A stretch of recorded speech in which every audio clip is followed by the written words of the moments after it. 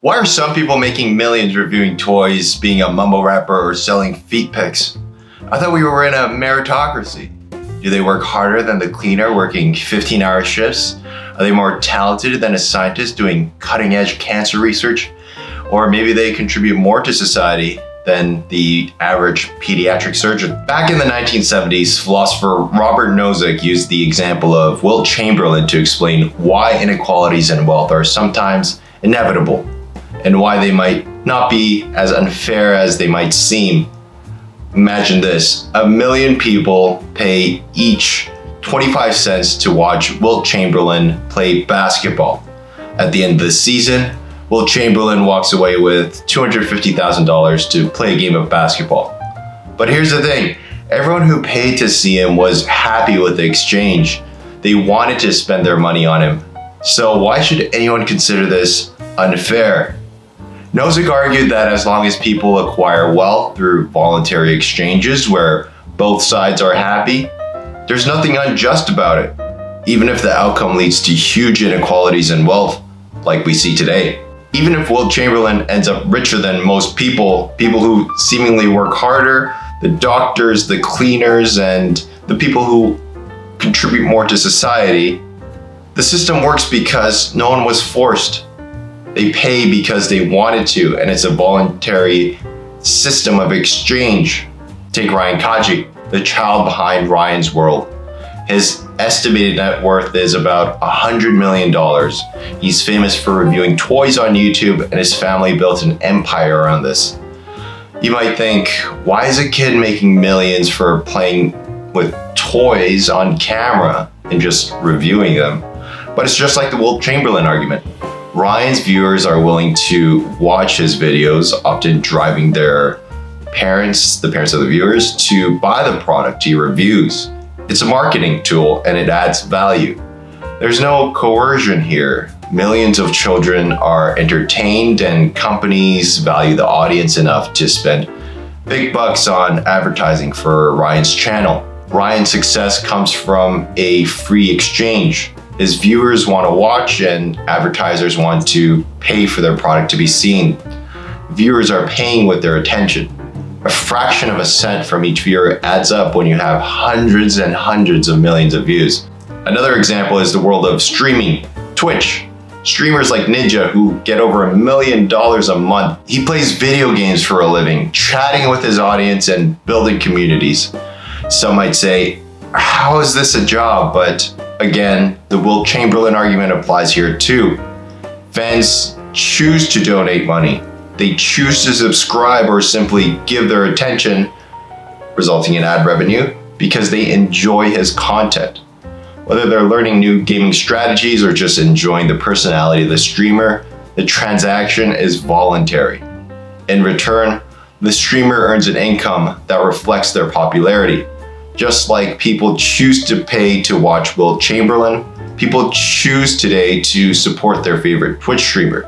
Finally, we get to one of the most controversial examples: OnlyFans. Bad Bobby, Miss Catch Me Outside, earned over $57 million since 2021 at the start of her OnlyFans. Many people have strong opinions about this platform, but the same principle applies. Subscribers willingly pay for access to content that they value, whether it's for entertainment, connection, or other reasons. This is another form of voluntary exchange. The creators set their own terms and their fans decide if it's worth it to them. The fact that some creators make huge amounts of money isn't a flaw in the system, but it reflects supply and demand. Like Wilt Chamberlain's basketball skills, these creators offer something that people are willing to pay for.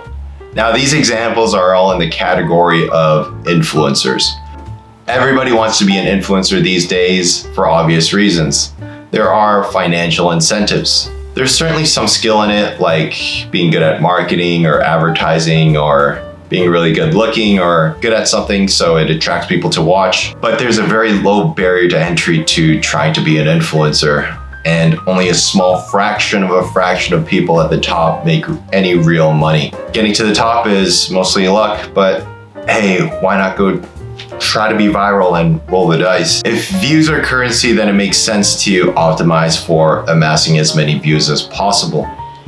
But this can have weird consequences of attracting views at all costs. In today's world, some transactions aren't as innocent or voluntary as they first appear, especially in the influencer space. For instance, rage baiting is a malicious way of eliciting outrage to gain views, like saying something racist or derogatory to elicit engagement. There's also fake content to elicit sympathy or emotional responses, like hiring actors to, make a video where it looks like you're helping the homeless. Or just plain pandering to misinformation or conspiracy theories to trick people into thinking that they're being educated or informed. All of these avenues seem to exploit the viewers and manipulate them into paying with their precious time and attention. So if we return to the argument, instead of paying 25 cents to watch Wilt Chamberlain, you pay 25 cents to get baited into watching Ja Rule try to dunk a basketball. These exchanges feel less voluntary when manipulation is involved. But it's very difficult to pull apart these ideas of subtle manipulation along with free choice and the resultant social values that flow out of free choice. Is there really still social value if a degenerate freely pays $30 for a bottle of Gamer Girls bathwater? Who knows? Let's look at some non-influencer examples. Amazon's Jeff Bezos. Pretty rich guy, he did it through offering something valuable that a lot of people wanted, a really profitable consumer business that sells books or clouds or something that people wanted to buy shares of. Great, people are making voluntary choices based on the value offered, and the guy is offering the value. Great, people are making voluntary choices based on the value offered, and the guy offering the value is getting really rich. Yay, capitalism. So we should structure our society so people can freely make choices and others can freely amass great wealth off their merits, right? Maybe.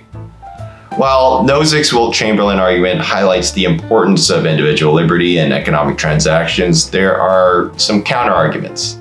To start, the world is not a level playing field.